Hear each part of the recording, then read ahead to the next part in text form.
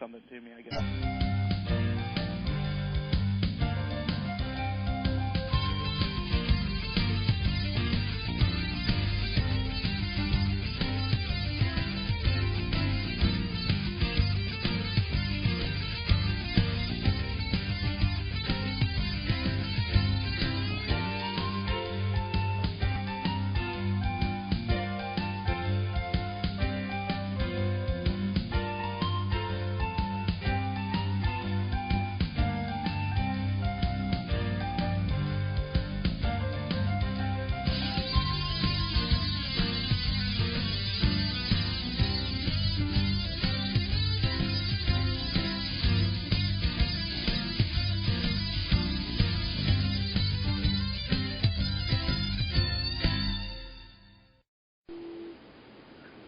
Welcome to another episode of the Dawn of Shades. I'm your host, Gia Scott, and today is March 30th, 2010, and this is episode 402. More about this program, the guests that provided us with such fascinating conversations, can be found on our website, www.exogenynetwork.com. Now, for everybody who likes to feel connected, you can find me on Facebook and Twitter, and link to me there. There's a Dawn of Shades fan page on Facebook, and you can look for that as well. There's lots of articles out there that you can read, and you can find all the links on the website, as well as there's a lot of stuff on the website as well. And if you have a question during the show tonight, you can email it to me at giascott@gmail.com. Send it to me through the virtual auditorium on Pal Talks by text as well. I do monitor both places during the program. And if you're listening on a podcast, go ahead and email me the question, and I'll try and get it answered for you as well. Now, tonight's guest is a man who has done more things than most of us have dared dream of, and written more than all too many Americans have ever read, even, with a resume that would do any modern hero proud. He's even established a foundation to continue researching called the Ancient Wisdom Foundation, which more information about can be found on our website, www.exogenynetwork.com. There's a page there for John Anthony West as well as for the Ancient Wisdom Foundation. So take a look at it. And I want to welcome John Anthony West to the program. Welcome. I'm glad that you have made it to talk with us tonight. Thank you, Gia, and apologies to your audience if they were expecting me on at 8 o'clock. I can't even blame it on premature Alzheimer's. And it wouldn't be premature anyway. Well, just in case there's somebody listening that might not be familiar with who you are, well. kind of give them a nutshell Okay. introduction to who John Anthony West is. Well, all right. Who, me? Oh. Yeah, you. I'm supposed to tell them. Oh, I thought you were. Yeah, you know better than everybody else. Well, yeah, but I mean, how do you know I'm telling the truth? Well, that makes it all the more entertaining now, doesn't it? Well, okay. Briefly, I wear two different hats, actually. One is quite well known, my Egyptological pith helmet. I sometimes describe myself as a rogue Egyptologist or an alternative or independent Egyptologist, depending upon who I'm talking to and how angry I want to get them. And the other is my Bohemian beret. That's what I started off life wearing, writing plays and novels and screenplays, and then got sidetracked into Egypt 40 years ago or so, and it's pretty much held me ever since. I'm, I guess you might say, one of the chief exponents of what is called symbolist Egyptology, which is an interpretation of Egypt developed by a genius French scholar with an unpronounceable name of R.A. Schwaller de Lubitsch. And he lived for many years in Egypt and basically turned the whole discipline upside down, proving with impeccable scholarship, actually, that the academics have Egypt all wrong, and that rather than a precursor to Greek civilization, where civilization really started, the Egyptians were at a level of sophistication actually so advanced that it's only in modern times that we're able to appreciate what they actually knew. In other words, we had to get our knowledge up to a very advanced level in physics and chemistry and all sorts of things, medicine, of course, before we could actually appreciate how advanced the Egyptians were. Even though, if you're in Egypt and you spend a little bit of time there, you can't miss how brilliant they were because of the level of the art and the architecture. And you don't have to be, for example, a good Christian to understand the truth of "by their fruits you shall know them." So when you see a civilization that devotes itself to divine principles, the so-called gods, which really shouldn't be called gods because that makes them sound very superstitious, but divine principles, a sacred science,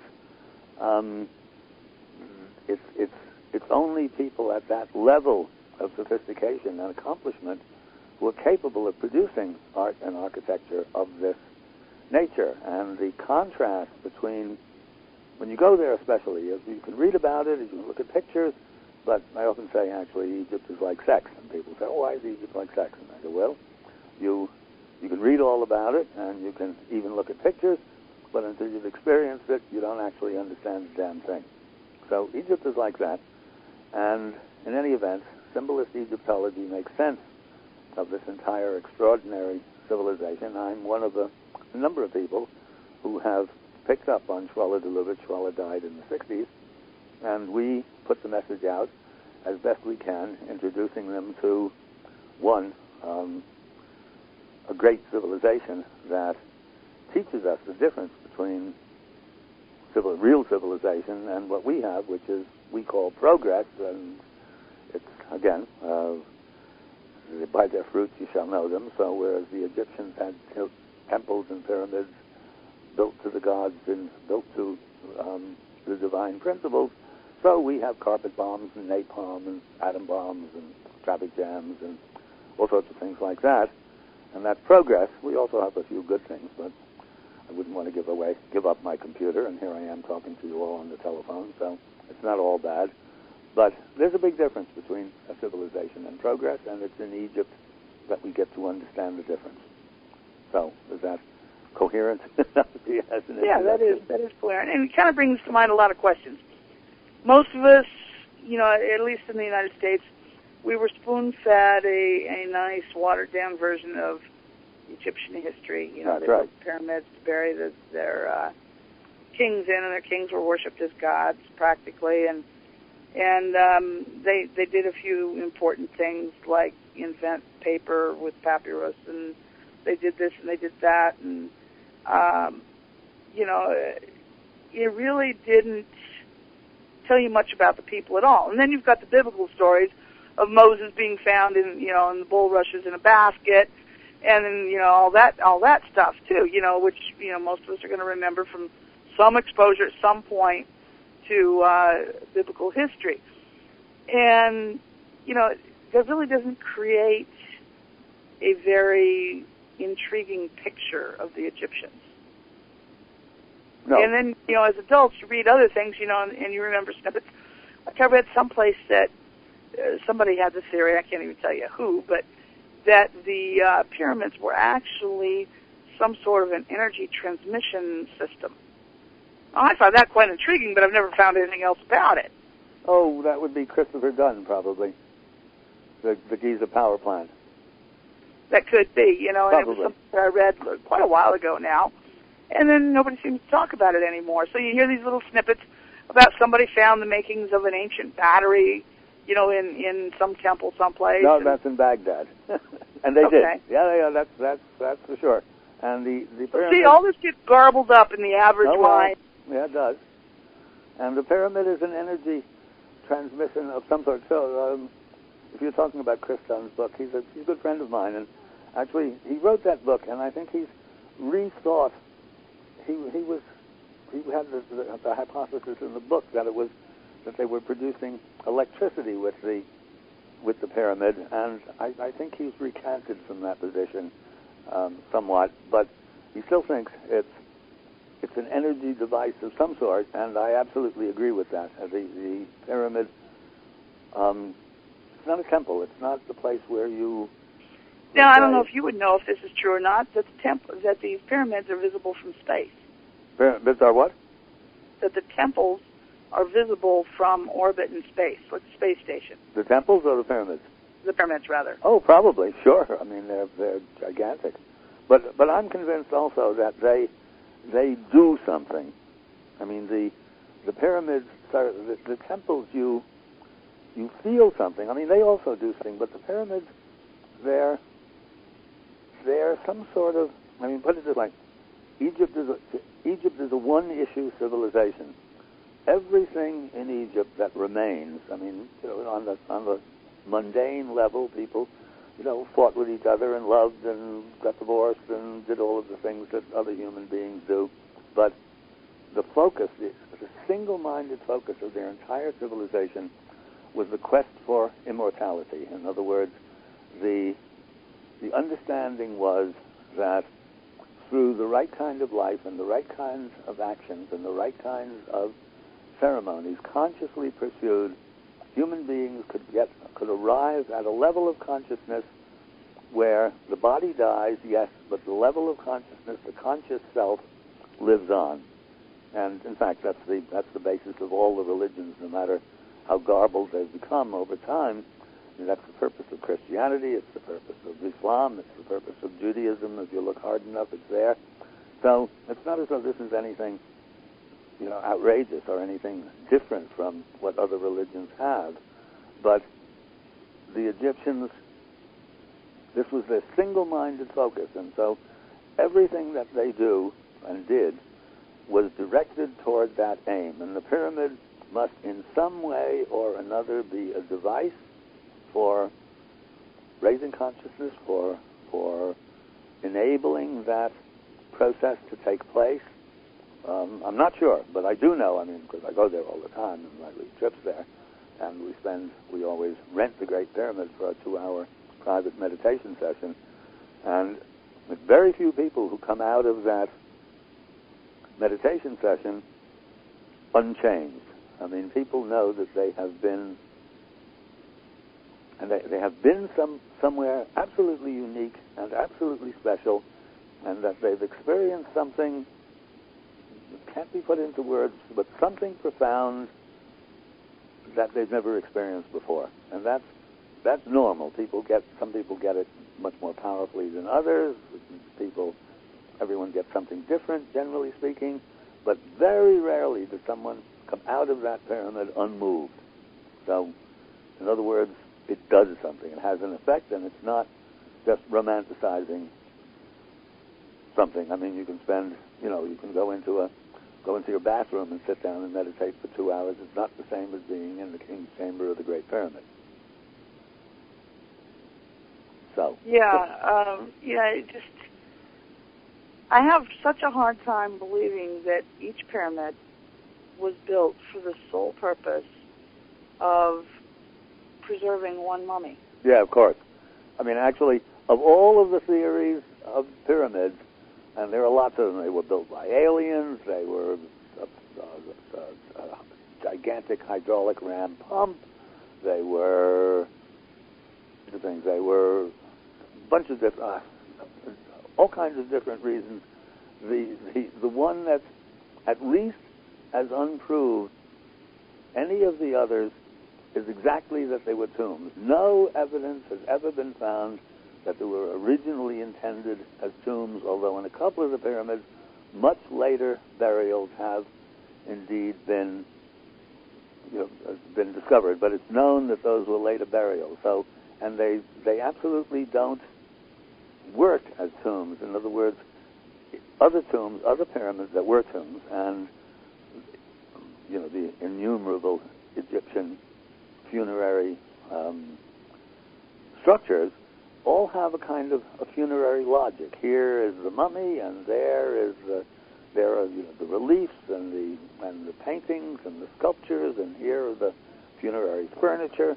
Everything it all has a place. It all has its own internal logic, even though we wouldn't necessarily do something like that today. But the pyramids defy explanation. They're all different from each other.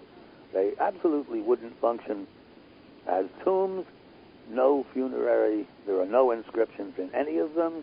There was no funerary furniture found. And, for example, when there's a tomb and it gets violated all the time, when the infrastructure of Egypt breaks down, the tomb robbers come in and steal all the gold and the jewelry, but they leave everything else hanging around. I mean, there were no Dutch tomb robbers who cleaned up after themselves. So when the pyramids were first, broken into or entered by the early archaeologists, they were absolutely bare. There was nothing in there. And, for example, even a thing like a stone sarcophagus, some of them don't have that stone sarcophagus, or anyway, the lid is missing. Well, the lid weighs a few tons, and it's very difficult to get the lid out of there, and no lid was ever found. So what happened to the lid? We don't know. So loads of questions remain about those pyramids, but absolutely you're right. A, there's no evidence that they were ever tombs, and B, they would make unbelievably unsatisfactory tombs, and the amount of work that's gone into those pyramids is completely mind-boggling, and all you can say is look back at them in wonder, acknowledge that we don't really know what they were meant to do or what their purpose was, but that it must have been very important to the people who did them, because it's not like, it's not like putting together a Lego set. It's just incredible. Well, even if you had modern machinery and you were building those things, our best machinery available, it would still be an immense investment. It might not even be possible, actually. Right, well, there are a lot of problems involved in those pyramids that we don't have the machinery for. Probably, given that we can fly to the moon, if it were important to us to figure out a way to do it with machinery, probably we could do it. But with the machinery that we have, we couldn't. Yeah. And so, as a, average person, halfway across the world, thinking about the pyramids, I'm thinking, they just really don't work for tombs. Even if it was a society that worshipped ancestors, that's an incredible amount of devotion, That's right, it is. It is. Yeah, and so you have to question. Another thing that people always talk about is what's under the Sphinx. Is what? What is under the Sphinx? Ah, well. I've heard a lot of people saying there's something magical, mystical, and really important there, and there's no way the Egyptian government is ever going to let anybody use any kind of equipment to investigate what lies beneath the Sphinx. Well, maybe. Don't hang on. Actually, it would in fact be not easy to excavate there, because it's under. We're sure that there's a chamber under the paw of the Sphinx because our seismograph found it, and our seismograph was not psychic. It didn't channel extragalactic entities or anything of the sort.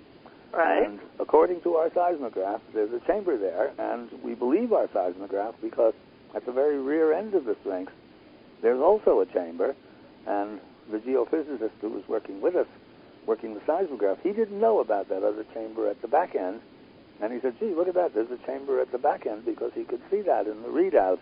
The seismograph gives you what's in effect, you might say, it's like an X-ray of what there is underground. And so, according to that X-ray, there is a chamber in front of the Sphinx.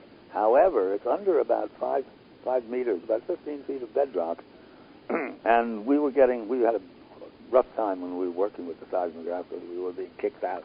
They were trying to get rid of us, and we were being kicked around by the authorities.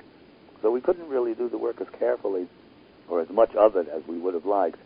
And so we've not discovered because if there is a chamber, then there has to be an entry into the chamber, and we couldn't find an entry passageway. However, if we succeed, and this is the plan that's afoot at the moment, if we succeed in proving in a manner that's unchallengeable that the Sphinx is much, much older than it's supposed to be, at some point or another, the authorities will have to turn around and get interested in this demonstrated but alternative idea, and at some point or another, if it becomes important enough to them, if they themselves get interested in figuring out what, if anything, is in that chamber, then just maybe, at least they could stick a fiber optic camera down through a small hole.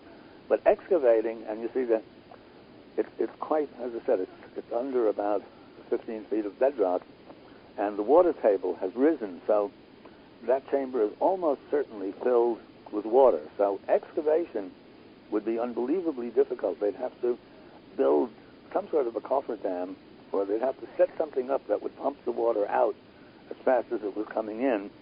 And since the Sphinx is a very fragile structure, I mean, it's huge, but it's very ruinous, this would be a very, very delicate process. So at the moment, it's absolutely true to say they're not interested and they don't want to know. But it's not impossible that in the not too distant future they might want to know, and then we'll see. And it's called, it's the Edgar Casey said that there would be something found there, and it would be the Hall of Records giving the history of Atlantis. Well, I wouldn't bet on that, but Casey had a great record for his medical diagnoses, but his prophecies were unfortunately nowhere near as trustworthy as his medical work. So we just don't know. But that's where the idea comes from Casey, that there's something mystical and magical and marvelous under the Sphinx. And so that leads to kind of another, question. Why is the Egyptian government apparently in such strong opposition to any change in the way that Egyptian history is perceived?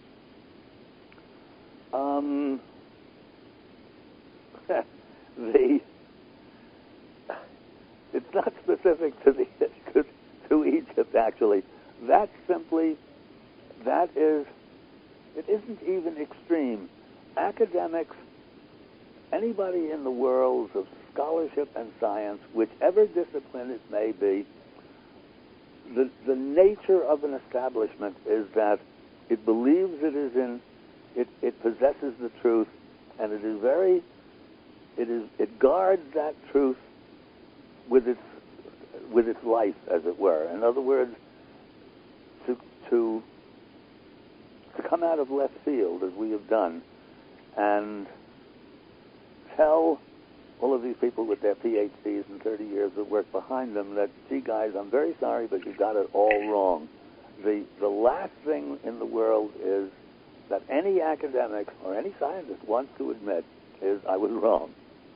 So it's I really think that's true for all of us. It's really a psychological thing, but we're working on changing that, actually. Well, we're working on changing it by, it's too complicated to explain, but we hope to be able in pretty quickly to demonstrate, and strangely enough, it isn't even in Egypt it's in Turkey that there's this extraordinary structure which the archaeologists themselves date to about 10,000 BC, and that's at that date. One of the problems with our Sphinx theory is that the academics all say, oh, well, there's no civilization back then. How could they have built this incredible thing? It's all hunter-gatherers. But there's this extraordinary structure in southern Turkey that they date to 10,000 BC, and that is a pretty elaborate stone structure built of big slabs, elegantly carved. And so that gets rid of the objection once and for all that there's no such civilization capable of building with large blocks of stone. So that's a big step forward. But I'm actually fairly optimistic that as long as I live long enough and don't give up the quest, which I will certainly not do, sooner or later enough people will have to, with the people in positions of authority, at least the young people, we'll have to acknowledge and say, well, we were wrong about this. It really is much older, and then where does that take us? And then at that point, new things really do start to happen. So it is as you say. I mean, they're very obdurate about it, and they don't want to know. But that's nothing particular to them. That holds true in any scientific or scholarly discipline in the world. The people who, put it this way, our work turns over the apple cart and they make a living selling apples. It's as simple as that. Yeah, well, like I said, all of us, not just academia, Yeah. all of us really hate to be shown that we are wrong. Exactly. Particularly the men. Women Well, aren't once upon a time, perhaps women were more willing to accept the concept that they're wrong. But I would say over time, that shifted a little bit because I know a lot of people who know me are going to be very shocked at my admission here. I'm known for being a little bit hard-headed, However, eventually, you pound enough evidence down in front of me, I'm going to have to admit that I was wrong. And I have actually had to even publicly admit I was wrong. On occasion, yeah. And Well, fess up. Yeah, but see, you just proved the point. You're a woman. A guy would never admit that. Well.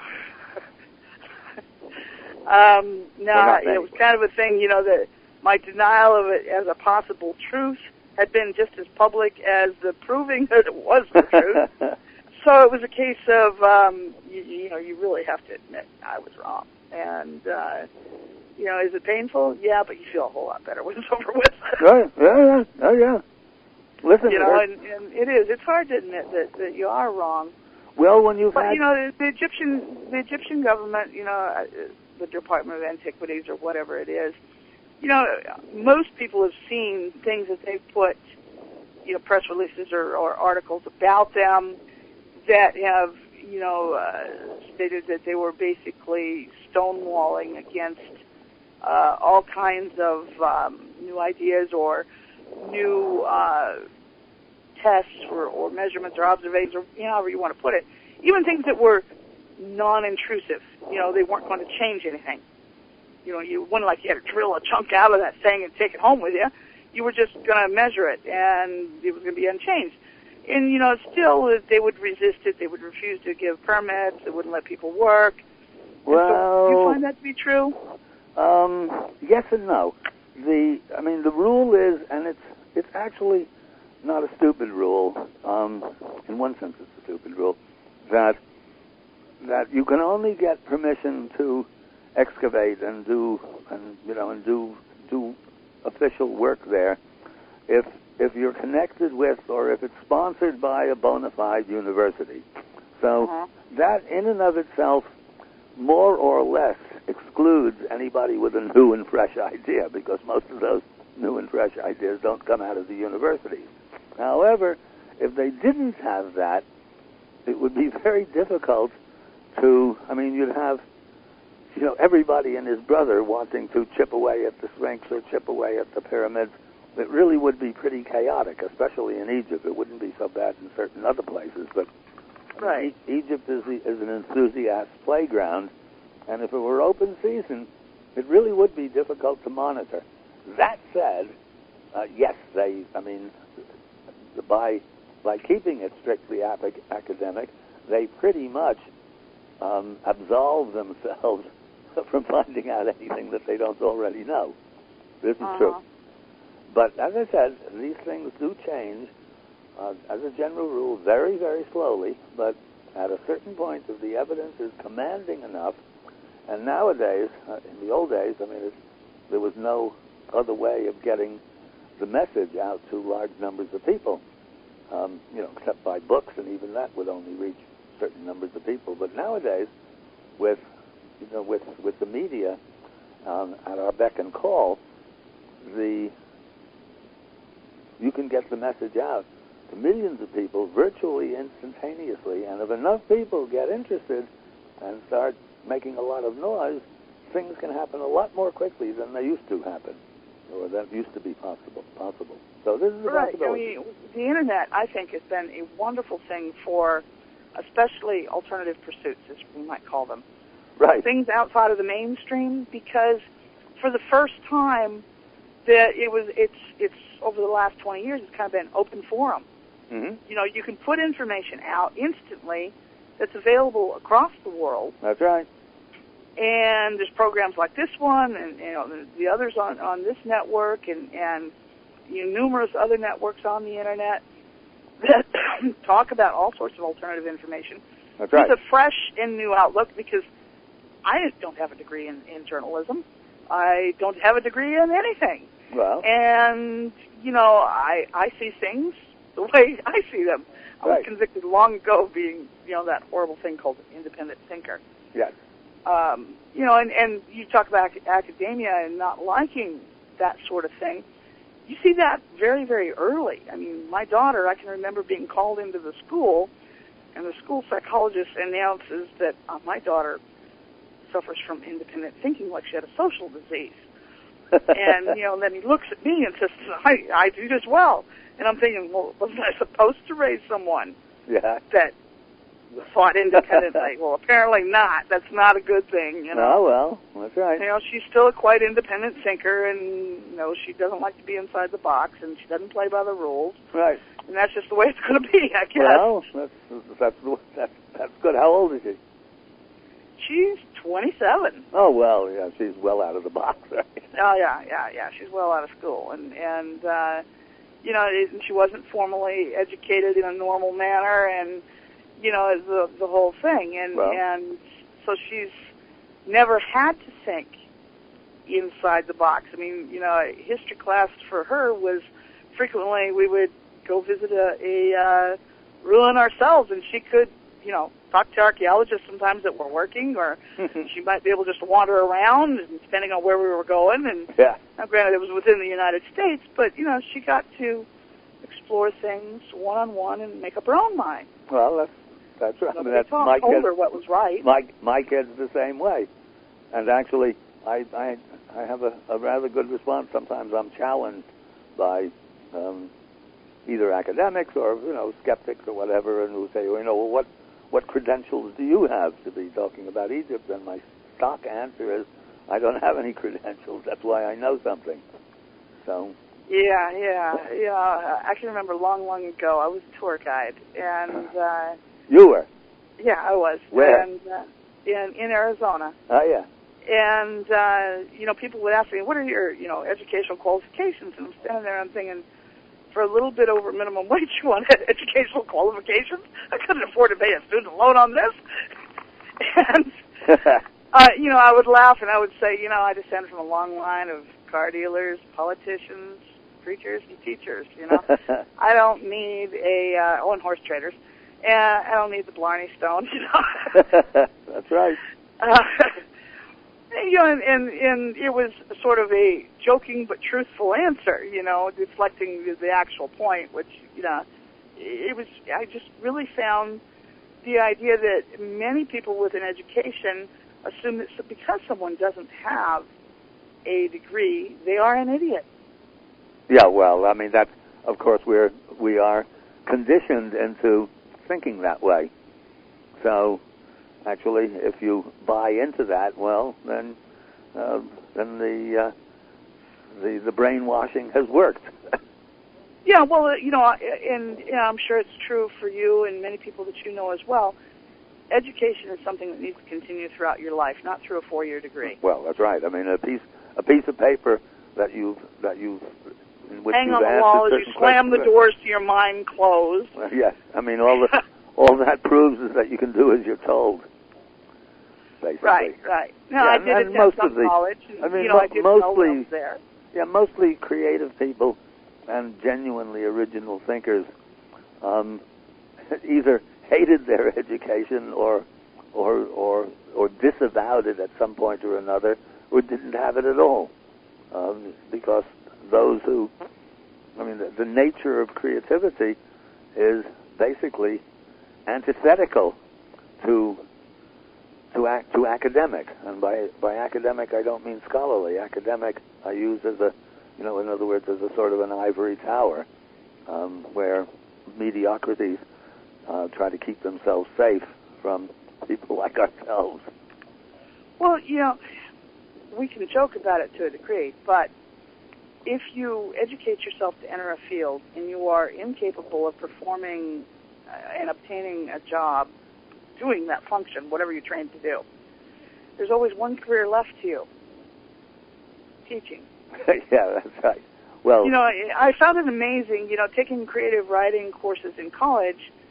The people that are teaching me how to write poems and prose and plays and novels and everything have never had anything published. well, that's often the case. Sometimes not. Sometimes you get, I mean, it's very difficult to make a living out of writing, so sometimes Right, you get people but, who you are know, really... in reality, in a small college, that's what I had. Oh, yeah. And I'm thinking, you know, how do you really justify telling me that this is wrong when obviously you aren't doing something right? Yeah, it's a line, it's an old, I forget who it was who said it, but it's those who can do, those who can't teach.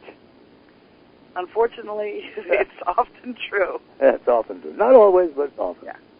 Well, especially, I would say, you know, at your undergraduate level, you're more likely, I think, to encounter that. And that's where most people stop their education. Usually. Actually, in the arts, it's often not that bad because it's so difficult to make a living out of any of the arts that often, I mean, I know locally where I live, it's sort of out in the sticks, but the local community colleges, not even the regular colleges, the community colleges, have really good people teaching. You know, they're all working painters and sculptors and writers who do get published but just can't live off it, so that's what they do. Well, you know, I have to admit, I did have some teachers that were very, very qualified. The art teacher that I had, you know, she was quite good at what she'd done, and she also, you know, she was an artist. I felt quite comfortable with what she was teaching me. Right. However, in my creative writing class, I really questioned it, you know? Well, yeah. Yes, if you're teaching a creative writing class and you've never actually been published, it's a bit like, you know, reading a cookbook by someone who's never fried an egg.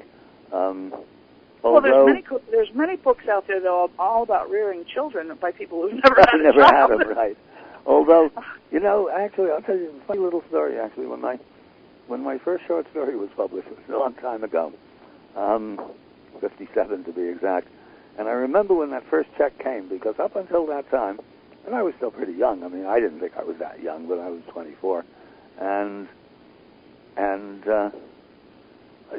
that was my banner day. I actually count that as my birthday, the regular birthday. Who cares? I mean, I had nothing to do with that. But this was my real birthday, and I remember when that check came through, and it was from a very prestigious magazine that no longer exists. And I remember getting, you know, whoopee, I'm a writer, and then suddenly the thought struck me that was, gee, you know, this story, it is what it is, and it could just as well have been rejected. So sometimes good stuff isn't recognized, and so somebody, in theory at any rate, you know, sometimes people, really good people, you know, Van Gogh never sold a painting.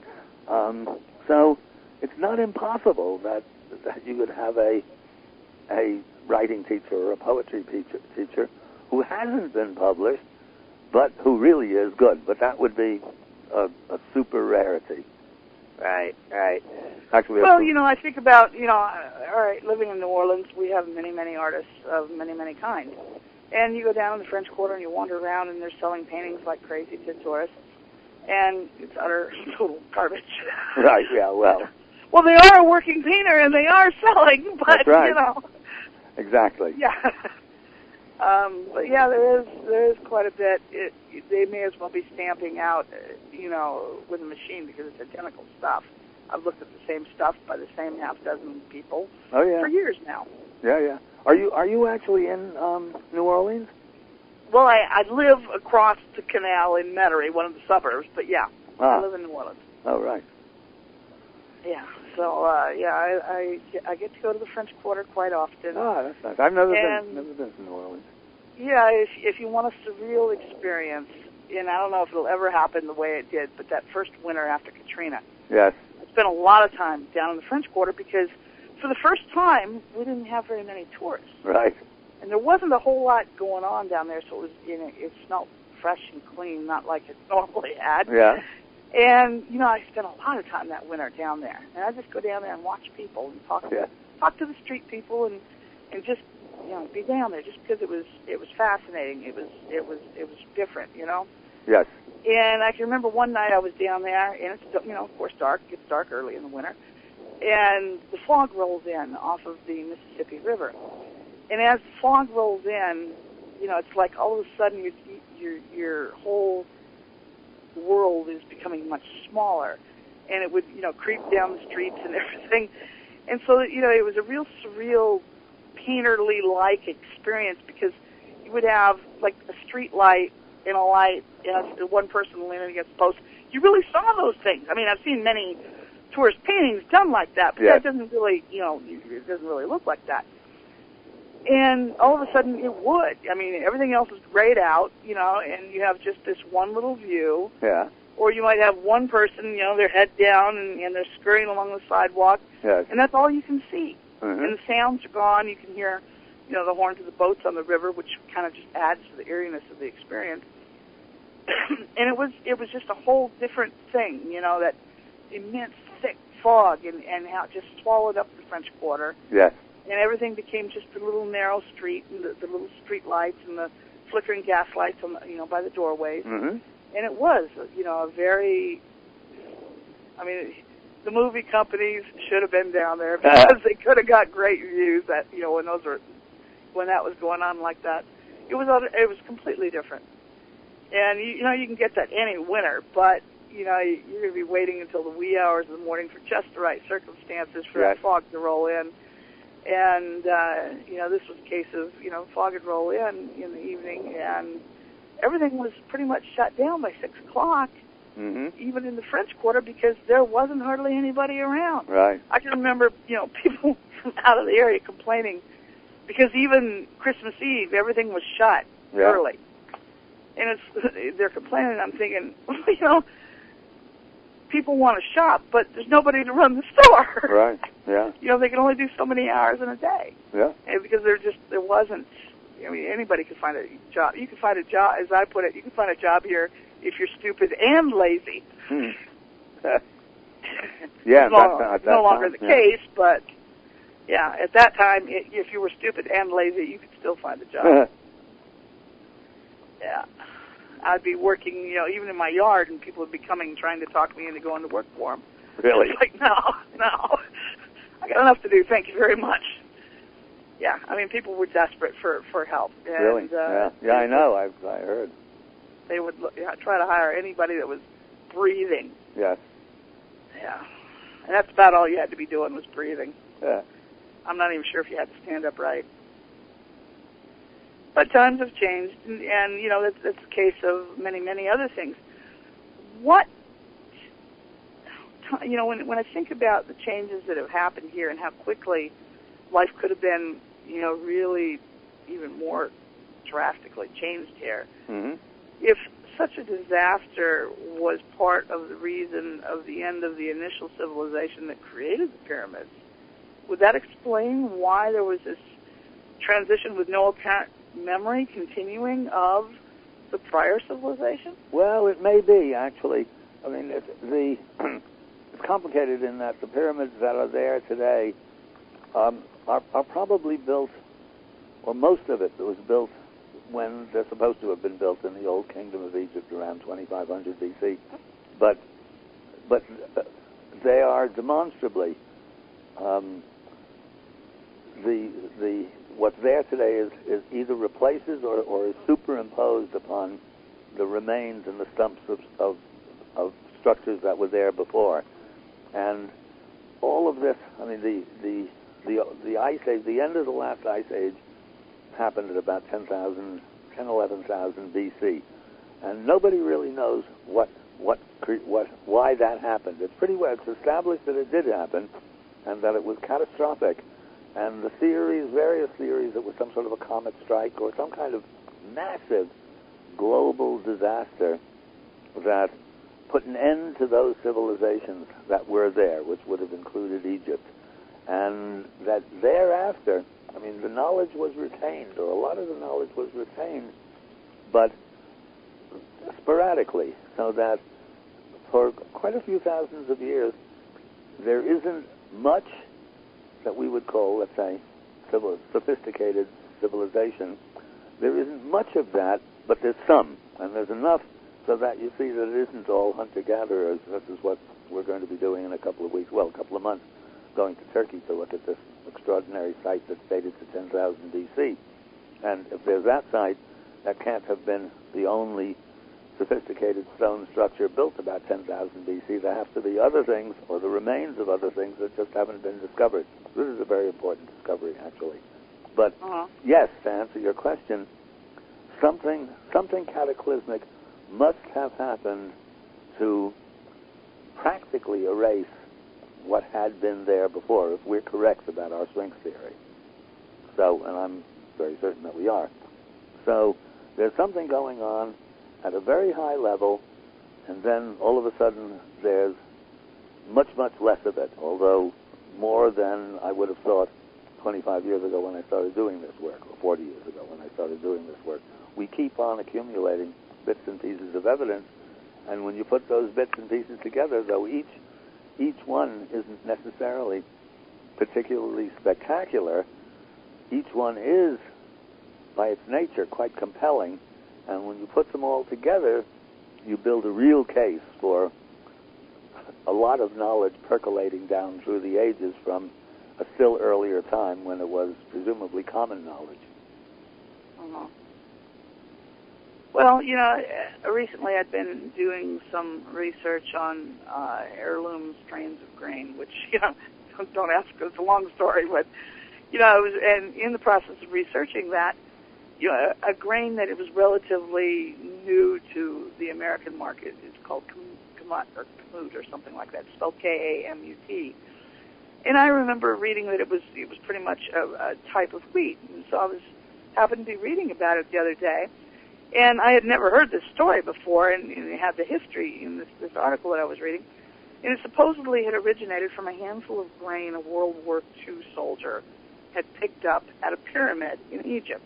Yeah. Which I found kind of, you know, interesting.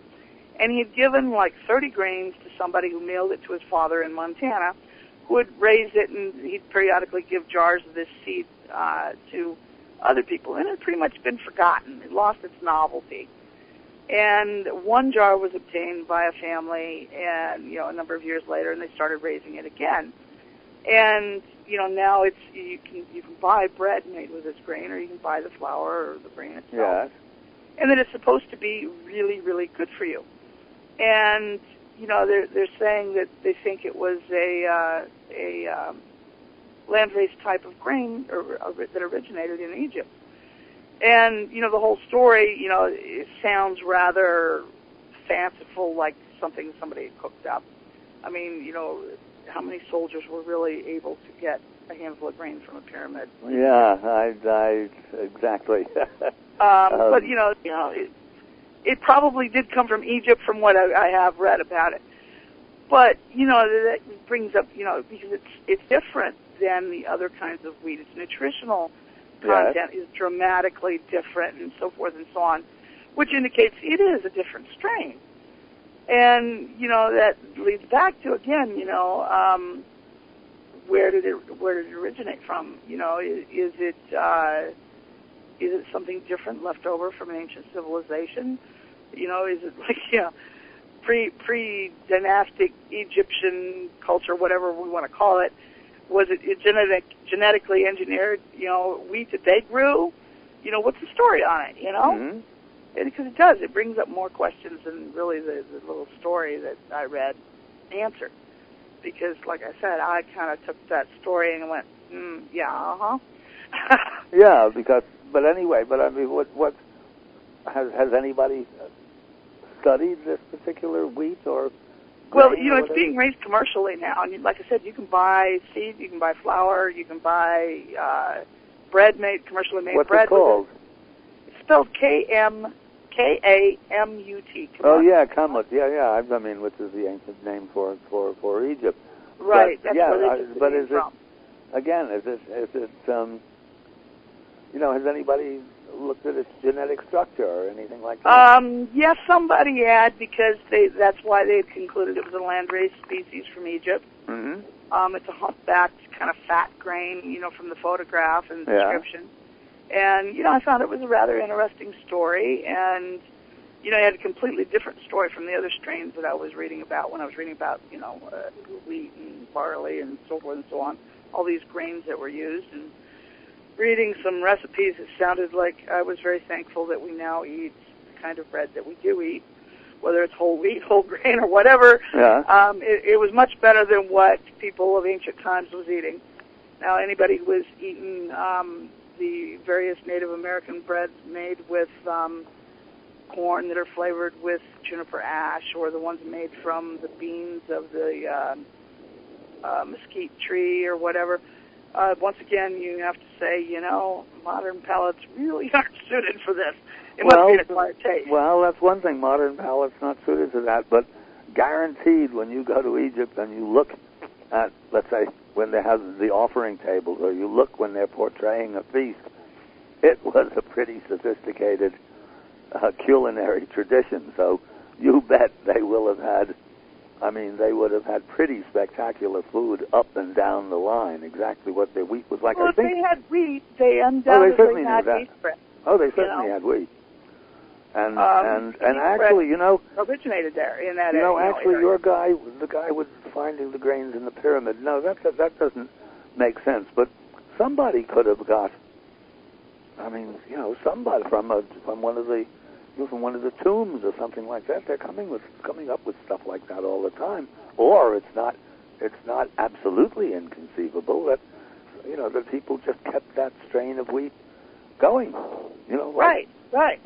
Some little pocket of farmland, and they just kept it going in the family and passed it on. I was actually surprised to find out how many old strains of various kinds of grain that are still raised commercially in the United States that are raised by families, for whatever reason, because in terms of farm profitability, they aren't as profitable as modern strains would be. But in terms of preserving genetic diversity, they're incredibly valuable that they still exist. Yeah. And the people who have them probably weren't thinking of genetic diversity. They just said, well, this is our stuff, and my grandfather and great-grandfather raised these kinds of tomatoes, and I'm going to raise them too, and I don't give a damn if I don't make as much money.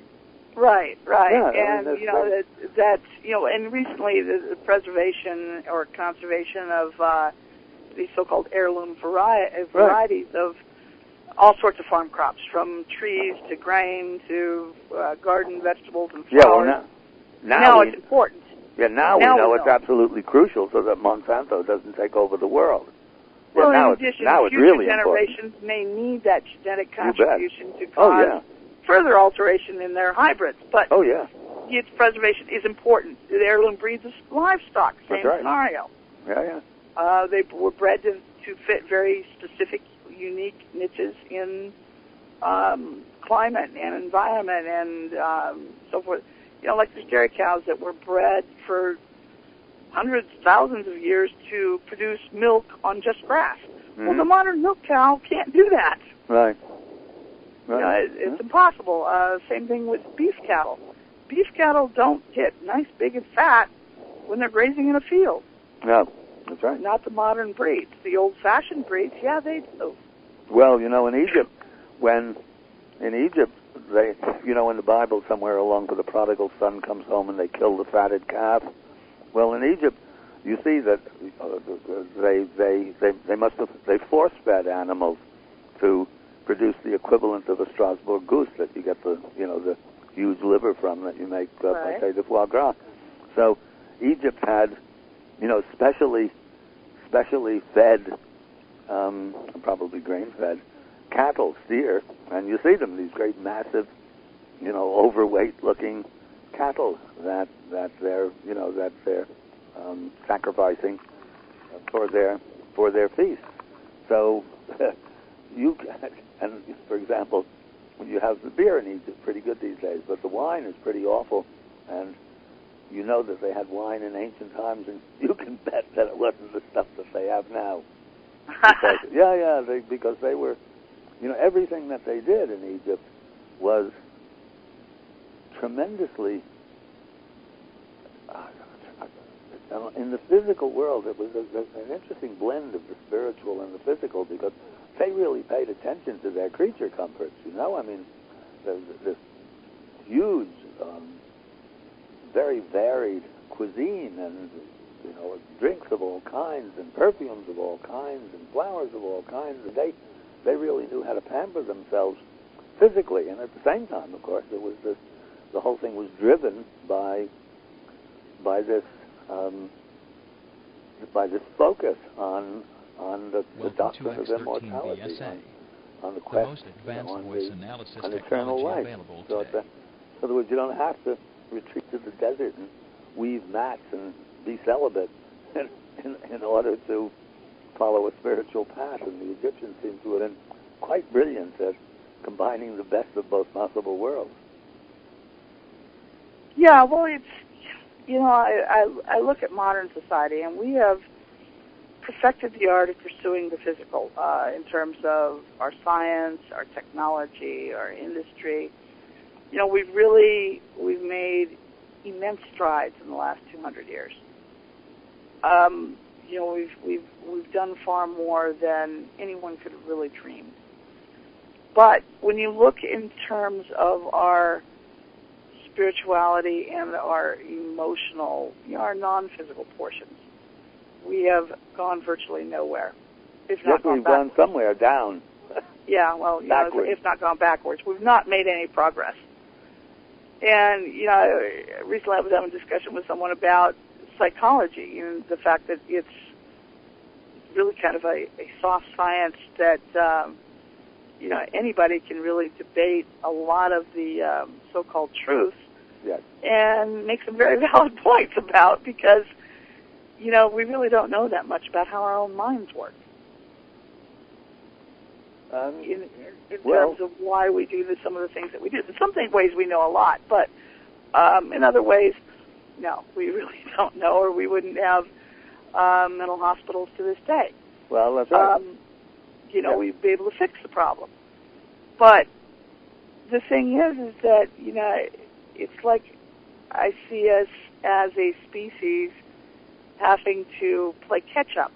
Sort of like a kid, that advanced real quick in one academic area, but lagged behind his peers in other areas, and then suddenly, he has to bring everything else back up, to the same level.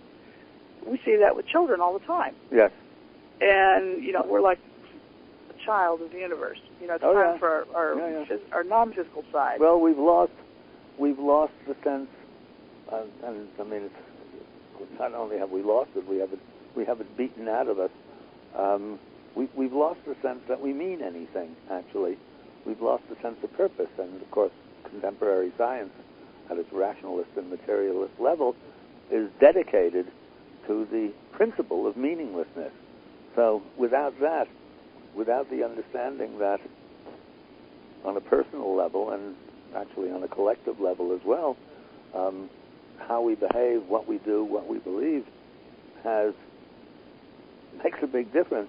And without it, there is no meaning. I mean, if you believe that life is meaningless, nothing is going to have any meaning for you, and you're going to go around in circles for as long as you keep going. So if psychology, and it depends which psychology you're talking about. Jung is one thing, and Freud is quite another, and behavioral psychology is quite another thing again. So depends. You've got to choose your psychologist if you're going to have a meaningful discussion about the, as you say, the soft science, which effectively is no science at all. No, to me it seems like whatever the fad of the moment is, and that includes, the fad can often include medication of the week. Well, that too, yes. Absolutely. And you see that quite often. It's like, this week our disease is going to be schizophrenia. Well, yes, right, that's right. Yes. And that's kind of, you kind of become concerned when it's diagnosed by the fad of the week, of the year, however you want to put it. Mm-hmm. And too often, I think that's no more than what it is. Mm-hmm. That's right. But you listen to people talk, and out of academia, again, this is a frequent thing. that we are purely biological entities. We're conceived, we are born, we live our lives, and then we die and become worm food. That's right. I'm thinking, that's a very boring outlook. And what's the point to doing anything? Well, that's a very good question. That's right. What is the point? I mean, why bother to be a biologist and come up with a conclusion like that? You might as well enjoy yourself. Yeah, there's more to this equation than that. Otherwise, hey, I'll just be, some sort of a hobo and just tootle around and do whatever the heck I want. That's right. Why would I apply myself to studying anything? Because exactly. I'm going to be worm food in a few years. Exactly. Yeah. Well, and since most people are, even if they don't, let's say, intellectually assent to that idea, because it is drummed into us, unless you personally make it your business to disprove it, as it were, to your own satisfaction, and not to live that way, that's how you do live. And that is, that's what's behind the chaos, in part, at any rate. It's what's behind the chaos and the unhappiness and the craziness and all the rest. It's that people do not have, collectively, and not all that many individually, have this sense of meaning in their lives. And that's one of the reasons why Egypt is so interesting, because there you have an entire civilization in which you can be sure, to keep it going for 3,000 years, it had to be emotionally, psychologically, spiritually, deeply gratifying, simply in order to keep going that long. And when you look at what they did, getting back to by their fruits you shall know them, miserable, unhappy, desperate, and psychotic people couldn't produce that kind of work. Masterpieces are not produced by sometimes they're produced in the modern world. Some of the very best artists are not terribly well balanced, but they're not crazy. Some of them are. Nowadays artists function as the sensitive nerve ends of the society, and since it is a psychotic society, the creative people, because they are the most sensitive, are the most deeply affected by it, usually in a very negative way. There's not much contemporary art or music or literature that, let's say, honors the gods. No, that seems to have gone out of fashion. Definitely out of fashion. Yeah, we aren't currently, when you look at any great monuments of the past, the great cathedrals, the huge temples, the pyramids, these other massive, important structures that people regularly tour. Even right up to the Eiffel Tower, the Statue of Liberty, all that kind of stuff. What has been created in the last 50 years that causes the same amount of awe? Not a lot. Offhand, I can't Not think much. of anything. There's some pretty good music out there. But in talking of physical structures, music. There's very little architecture. Almost none. We don't build that kind of monument anymore. Almost none anymore. No, it's all Trump towers and garbage like that for the most part. It's nothing. It's nothing certainly dedicated to any sort of a spiritual or religious aspect. Almost never. Even your great educational facilities, when you look at what they're building, you really can't tell the difference between a hospital and a factory. Nope. That's right. They all look pretty much the same. And I keep repeating it, by their fruits you shall know them. We're kind of a boring society at this point, I think, in terms of that. We don't have any collective interest into building anything beautiful. No, because it's not cost effective. No. By and large. That's one of the reasons why the architecture is so terrible, because it's so much of it, economics plays such a huge role in it, that to do something just for the sake of doing it, because that honors the gods, is almost unthinkable in terms of architecture. You can still do it. You can do it if you're a painter or a sculptor or a writer or a poet, because you drag it out from inside yourself, and you're not, I mean, other than putting food on the table, you don't have to worry about satisfying the bean counters. Right. Right. And, you know, it's kind of sad to think that our society is never going to be known for contributions to architecture. Oh, no, it sure won't. You bet. You know, if we try to think about what we will be known for, you know, what will it be? For the invention of the Internet? Well, actually, that's one of the few good things. Maybe. Yeah, I mean, you know, we've got some great things, you know, but I've often said, like, space, okay? Our space exploration project is sort of like, often it's like studying the oceans from Iowa. I mean, it's real, you can do it, I suppose, but it's pretty tough. I must say, I'm rather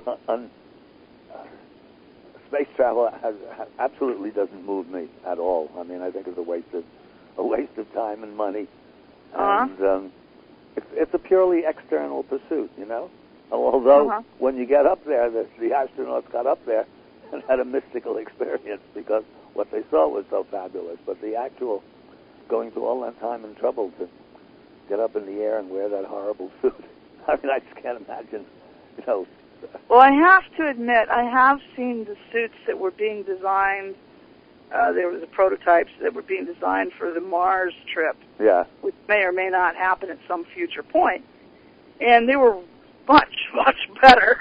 Well, maybe than those original ones. Maybe, but I mean, it's just the real exploration is within, not without. And it's actually, I wrote when the first,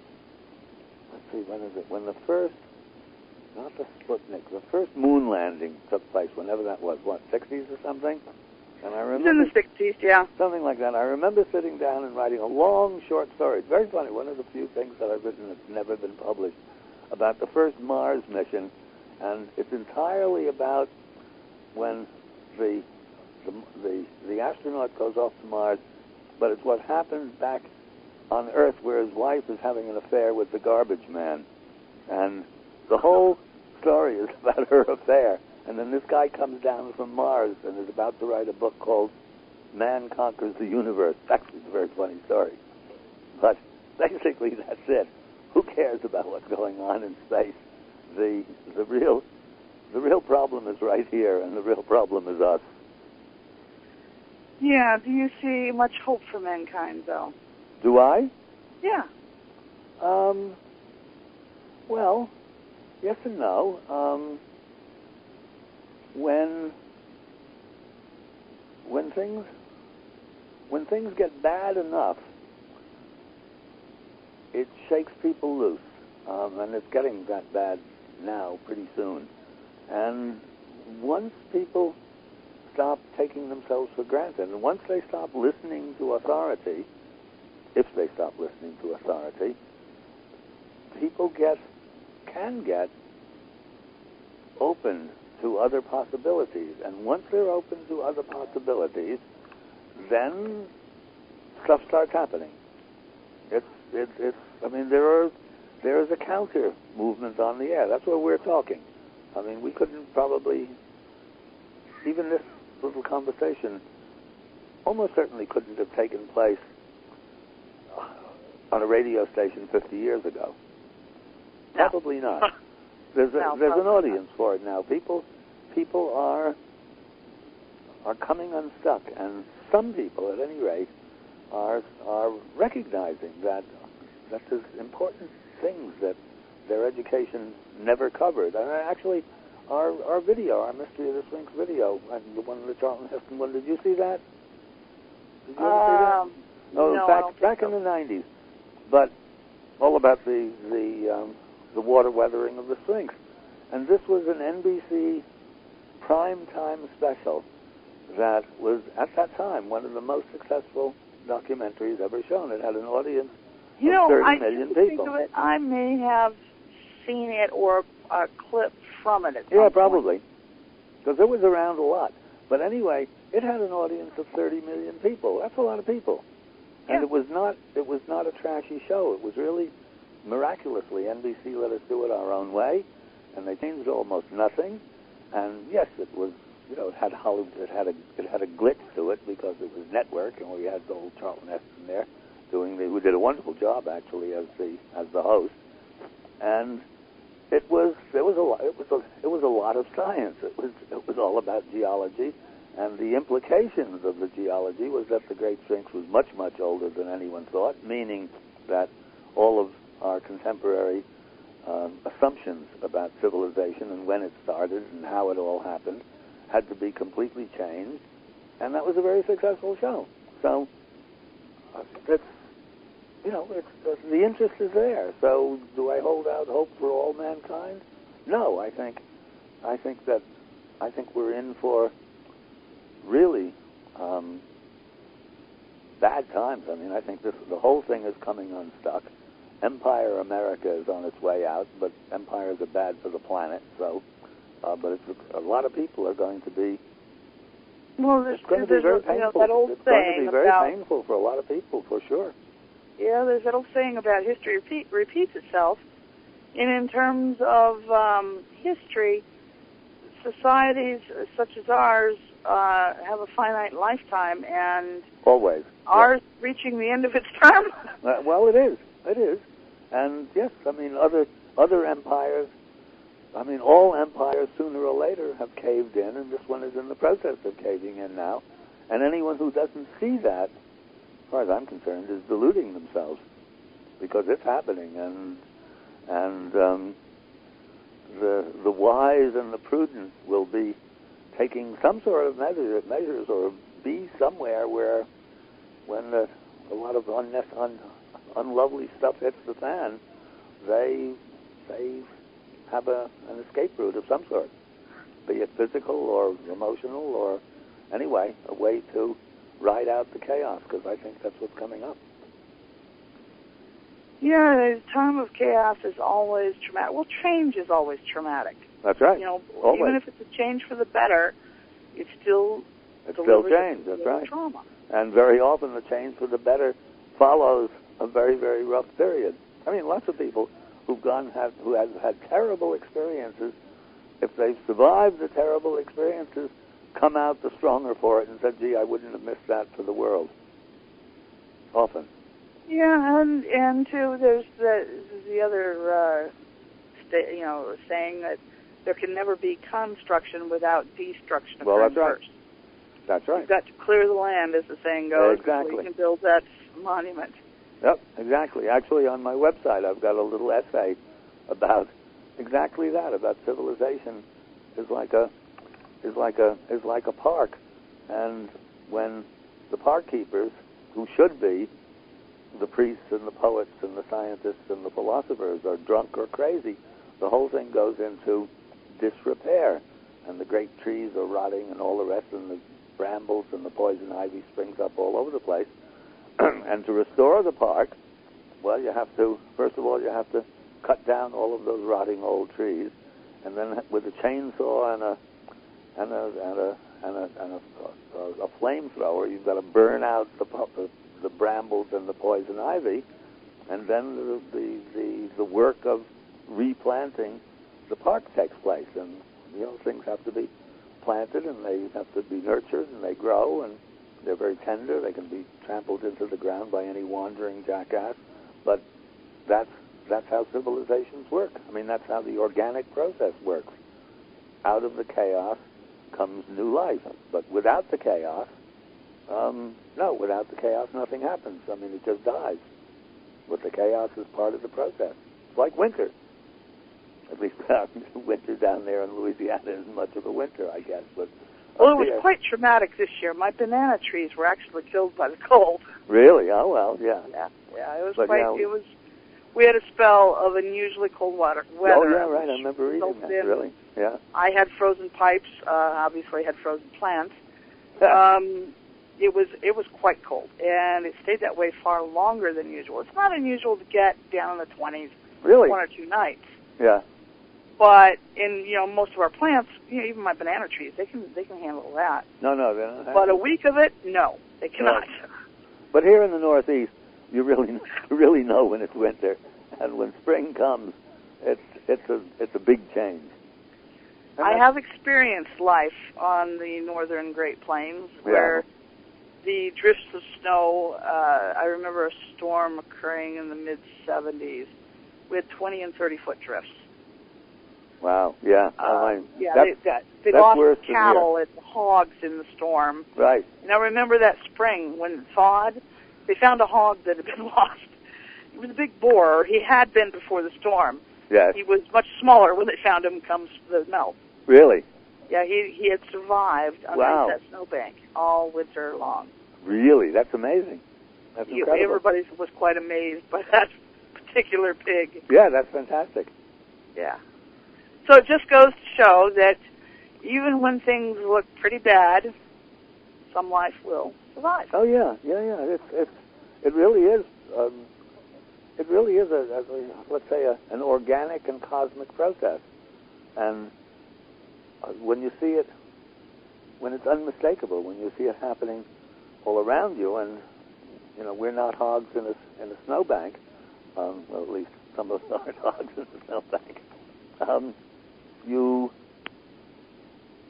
take what I'm looking for. You take an inventory, basically, of you take notice of where you are and what you're doing and what the bigger picture is, and make whatever moves have to be made in order to allow you to ride out the storm. I mean, it'll be different for different people, but when you see it coming, if you're wise, you try to make whatever provisions you can, and with the understanding that they may not work, because when the chaos comes, it doesn't just spare the nice guys. Right. Well, guess what has happened? We have come to the end of the program. We have, so haven't we? Well, yes, we have. Yeah, right. because all too quick. Well, I apologize for being... What did you do for the half hour that I wasn't there? Everyone got to listen to music. What? Everyone got to listen to music. Until about maybe 5-10 minutes before we'd started playing a rerun program. But, yeah. Well, my apologies to the audience again. Really. Those in the podcast won't miss a thing because they'll catch the whole conversation. And I thank you very much for joining us tonight. Thank you, dear. I had a great time, and you were a great guest. Thank you. Well worth waiting for. Well, I'm around, so anytime, anytime you want me, and chances are we'll find an evening, and the next time, guaranteed, I'll tattoo it on the back of my hand, and I won't forget. Okay. All right. Well, folks, I hope that you enjoyed the program with John Anthony West tonight as much as I have, and that you found that it provided you plenty of food for thought and some more illumination for your personal journey towards truth. Join us again next week for another episode of The Dawn of Shade. Be sure to bring you another fascinating conversation. With that, we are out of time. I'm your host, Gia Scott, and good night. Thank you, Gia.